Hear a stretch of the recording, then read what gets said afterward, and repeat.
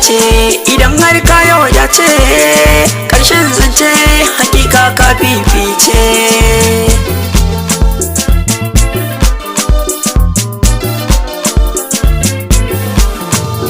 Labarin kauna za na faɗi ku ji farkon zance, domin an mini abin da a rai ya zan yin mance.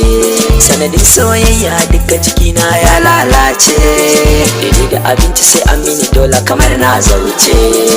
Na lalace kamar an bayar rance, na rame a tafarkin soyayya ce.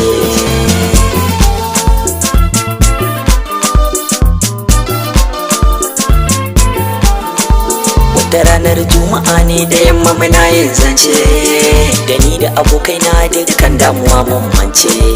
Sai ga wata yarinya ta zo ta gaban mu ta wuce, gani da na kasa faɗar komai tamkar na kurmance.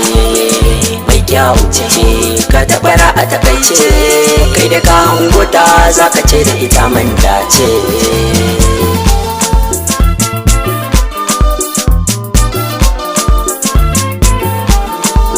Guda a cikinsu ya ce wai ya na ji kayi shiru ne, sai na ce masa gaskiya yau na yi gani da ido ne.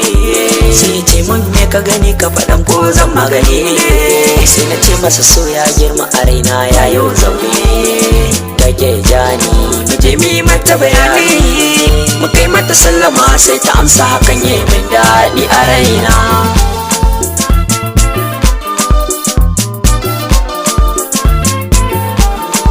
Godiya gun Allah mahalicci wanda ya yi kowa, ya sake ka amsa min sallama karki canjawa. A takaice ba mun rabu ba sai da lambar ta ne karbowa, na kira ta amsawa shagari jan zantawa. Kogin kauna mu faɗa mun yin tsewa, duka tunani na akan ta ya komawa.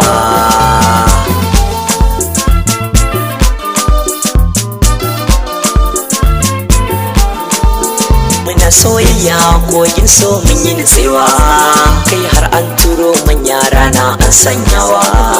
An samu na rana sai jarabawa ta yi isowa, waya ta bugo min sai na ji ta tana kokawa. Ki bari ni kuka mai so na yi mini bayani, idan har ni ma ba kya so na yi kokawa.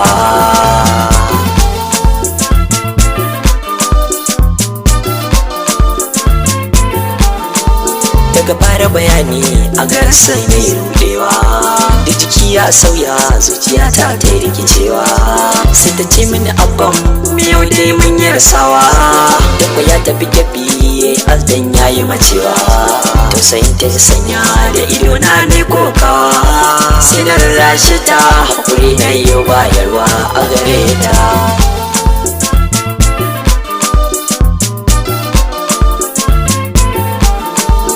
Wata uku kenan yan uwa da rashin mu da baba, kuma saura yan kwanaki auren mai zuwa.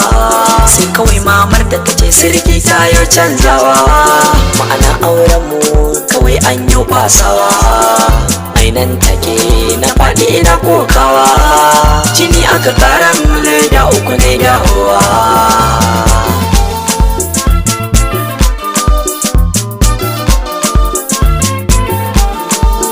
Yaya zan yi da rashi na abar ƙaunata, mai sauraro na ka faɗan ya zan yi na manta.